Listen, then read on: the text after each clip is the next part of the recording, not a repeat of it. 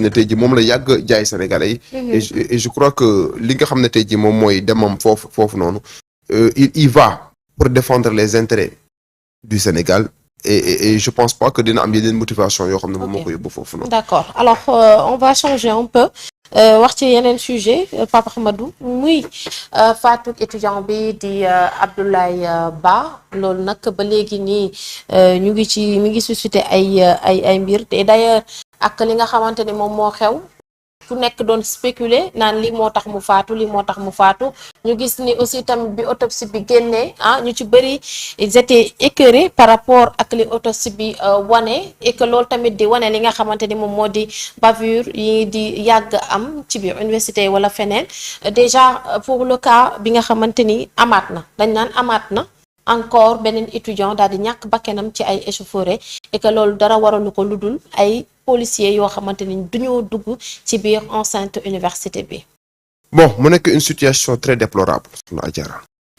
Je crois que c'est une situation qui mérite qu'on s'y attarde. Parce que en 2026 bu fekkente ne par exemple ñu ngi envisager un seul instant que ay manifestations war na mën a am université.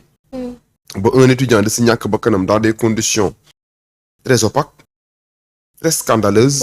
Scandaleuse. Parce que le discours en tout cas qui a été servi au départ consistait à dire que bon dafa décédé woon je sais pas parce que il a été asphyxié.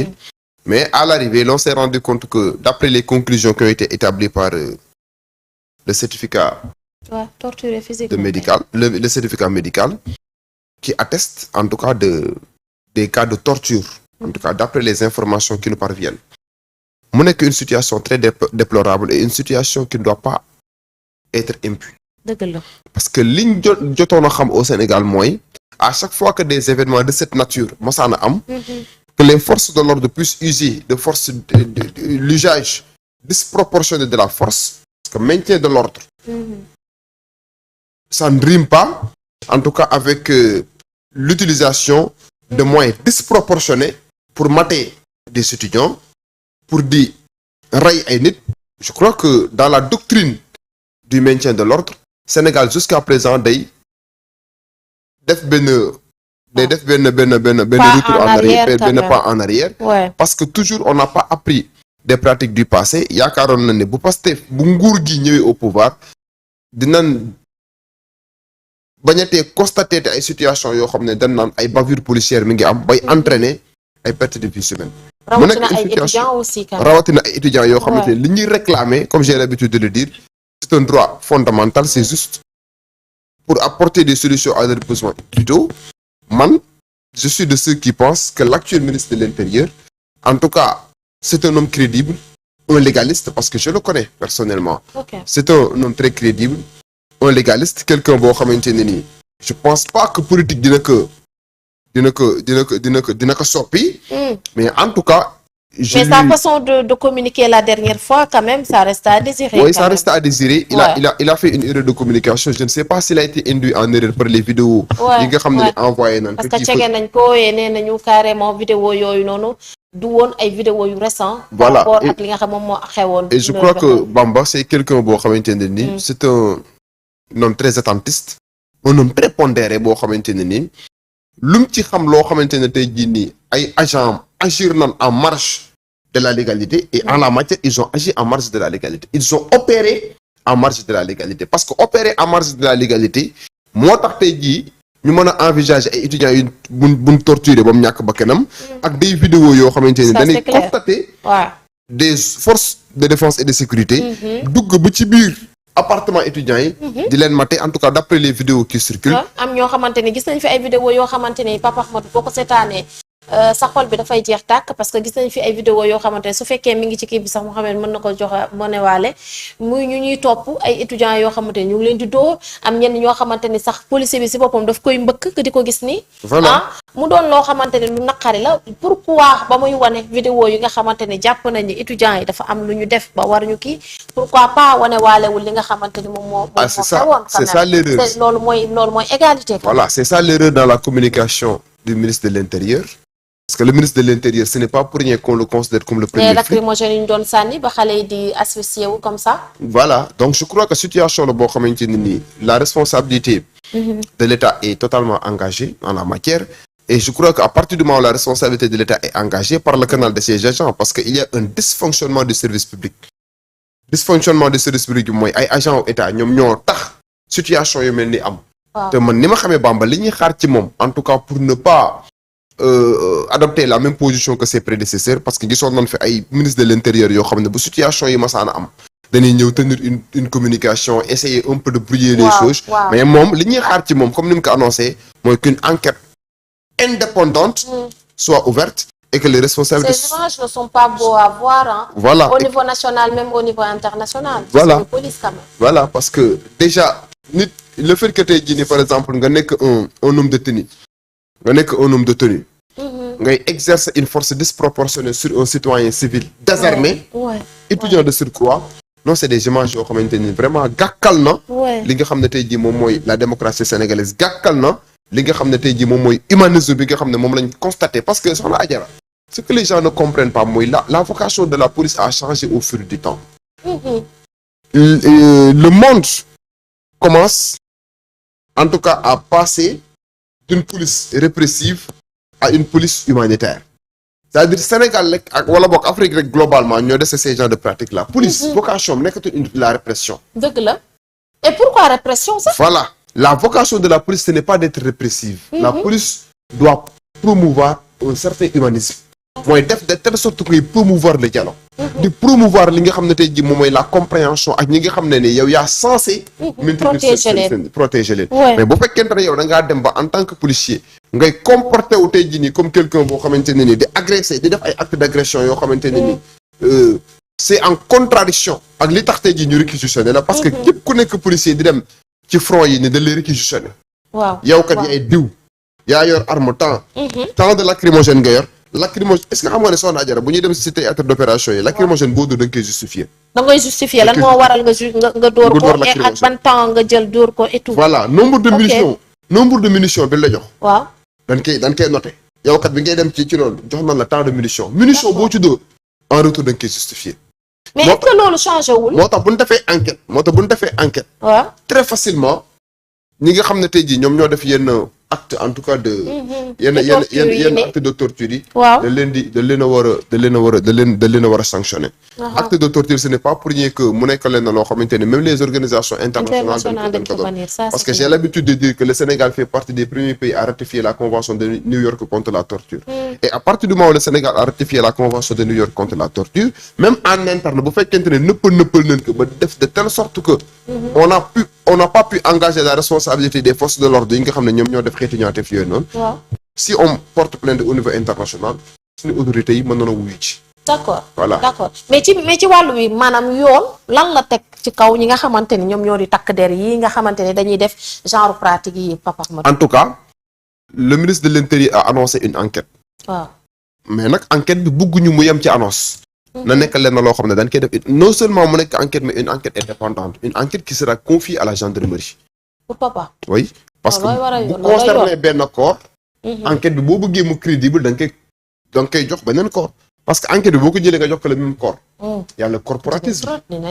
voilà y a le corporatisme et on sait qu'au Sénégal nous avons en tout cas des secteurs trop corporatistes donc que l'enquête soit confiée à une autre unité d'enquête autre que la police. bu fekkente ne détecté nañ par exemple les circonstances dans lesquelles en tout cas bu fekkente ne jàpp nañ ne ñenn ki nga xam ne dafa ñàkk ba kanam dañ ko doon dóor ñu identifier ki ko doon dóor mais ñu mettre leen hors d'état de nuire bu leen di summi ñu summi leen bu leen di sanctionner sur le terrain pénal ñu sanctionner leen mais tant que ces genres de pratiques là mi ngi am ñuy constater ne par exemple état du Sénégal du dem jusqu'au bout de sa logique pour que ñi nga xam ne ñoom ñoo commettre ces infractions là ñu mën leen a mettre hors d'état de nuire genre pratique yi du mës a jeex Sénégal. ci wàllu woowu sax ci la ki nga xamante ni moom moo di Seydi Gassama di jiitu Amnesty International Sénégal doon ko addu nee na lii nga xamante ne xew na dafa war a doon benn déclic pour que li nga xamante ne amoon na étudiants yi fi jot a faat yépp ñu tàmbalee ko ci Balla Gaye ba ci ki nga xamante ni moom moo di Abdoulaye Ba pour que lumière soit faite ci li nga xamante ne moom moo di seen faat yooyu noonu et en plus ñooñu tamit jàpp na ni ñi nekk ci administration bi dañ cee am part de responsabilité parce que saa yu amee rek dafa fekk ni policiers yi dañoo dugg ci biir campus social bi kon waa administration bi dañ ci am part de responsabilité kon bu ñuy enquête wala bu ñuy teggi yenn sanctions yi ñoom it am nañ ci wàll quand même. moo tax ma ne la il y a un dysfonctionnement du service public de l'État. au plus haut sommet commençant d'abord par li nga xam ne tey jii moom mooy le COUD. waaw li nga xam ne moom moo jiite sur le plan administratif lépp lu jëm ci les franchises universitaires et autres. donc yaakaar naa ne responsabilités yi c'est des responsabilités qui seront partagées li ñu tuddee en droit une responsabilité insoluble ñu bari et c'est des situations yoo xamante ne nii am na ay dëkk yu mu doon toutes les autorités yi nga xam ne ñoom ñoo concourir à la réalisation de cette situation ñoom ñëpp dañoo waroon a sauter. waaw mais au Sénégal on n'a pas la culture au Sénégal on n'a pas la culture des sanctions ay situation day am mais da ngay constater ne par exemple dañ ciy discuter en longueur de journée une semaine 2 semaines ça passe par perte et profit et c'est une situation qui ne doit pas passer par perte et profit je crois que autorités yi bu fekk li nga xam ne en tout cas Bamba Cissé sénégalais amoon nañ yaakaar ci moom pour que yaakaar boobu sénégalais amoon ci moom mu bañ ko gàkkal nañ ko tamit nag mu bañ ko gàkkal il va falloir impérativement mu jël ay mesures appropriées des mesures draconiennes pour que tey jii ñi nga xam ne tey jii ñoom ñoo def xeeti ñaawteef yi ñu mën leen a sanctionner sur le terrain pénal de telle sorte que mu mën a am benn effet de dissuasion et que dans l'avenir képp koo xamante ne tey jii par exemple yaa ngi dem di couvrir des manifestations de cette nature nga xam ne usage de la force am na ci circonstances yoo xam ne mën na ne mooy buy am na nekk loo xam ne c'est de manière proportionnelle xam nga dóor lacrymogène c'est juste pour dissuader la foule pour ñu bañ a def ay actes de vandalisme mais gis par exemple un policier buy dóor lacrymogène ci kanamu étudiant wala di sànni ay xeer loolu je crois que c'est disproportionné et je crois que ñoom ils ont pour responsabilité ñoom ñoo choisir nekk ay policiers ay gendarmes dans une république nag boo choisir nekk policiers ay gendarmes dem ñu defal la formation dans le cadre du maintien de l'ordre da ngaa war a assumer jusqu'au bout def de telle sorte que l'ordre soit assuré sans pour autant que mu am des situations de dérapage yoo xam ne dañuy wax ne am na étudiant bu ñàkk bakkanam il a été affectueusement arraché en tout cas difficilement à sa famille et d'après les témoignages yi nga xam ne nii les proches de sa famille def nañ ko da ngay constater ne par exemple c'est un avenir qui s'en est allé et j'imagine en tout cas la souffrance bi nga xamante ne ni yaayam da koy dund. C'est vrai. J'ai vu que ñu ngi def ay cagnotte mais quel que soit le montant en tout cas qui sera collecté ce montant là ne peut pas véritablement corriger une perte de vie humaine te yaakaar naa ni il va falloir en tout cas que état jël ay matukaayam de telle sorte que ces genres de pratiques ne puissent plus. mais matukaay yi nii aussi tamit Cheikh Ahmadou Papa Ahmadou yàgg nañu wax ni nañu na justice am saa yu bakken rotee rawatina ci étudiants yi depuis 2001 ci Balla Gaye nga xamante ni amoon na dañuy génn fustiger nañu leeral mais après du mujj fenn c'est quoi le problème avec suñu ay autorités ba à chaque fois bu ñu waxee enquête bi pour ñu leeral du mujj fenn est-ce que mën nu am yaakaar avec ces nouvelles autorités là que enquête bi dem jusqu'au bout que ci ku mu dal rek sanction yi daal di dal sa kaw. man de am naa yaakaar avec Bamba Cissé que s'il s'agit de protéger il ne protège aucun agent. ok man ni ma ko xamee. ci communication bi yow gisoo ni dafa non protéger sur la communication il est passé à côté de la plaque. il a vraiment protégé les agents. Il a protégé les agents. Je ne sais pas si parce que aussi parfois ay remontées moom mooy am. information yéen ko jox c'est des informations qui n'étaient pas crédibles. peut-être loolu moo ko induire en erreur. mais li ma gëm ba gëm ko moom c'est un légaliste et il a toujours même avant muy nekk ministre de l'Intérieur il a toujours dénoncé les bavures policières. Il a toujours dénoncé en tout cas cette force disproportionnée bi nga xam dañ koy constater sur les théâtres d'opération di ko exercer sur des citoyens civils désarmés.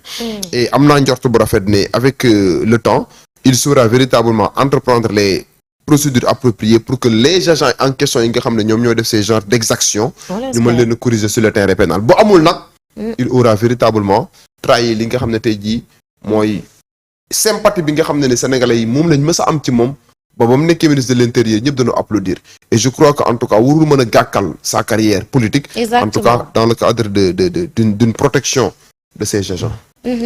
C'est dommage en tout cas et on espère que peut-être justice dina àddu ci mbir moomu pour que rek ñu daal di xam li xew. Peut-être te aussi mu doon occasion pour que ñu xam ñi nga xamante ni étudiants yi fi jot a ñàkk seen bakken depuis Balla Gaye ñu xam ñan ñoo leen faat Papa Ahmadou alors ñu wax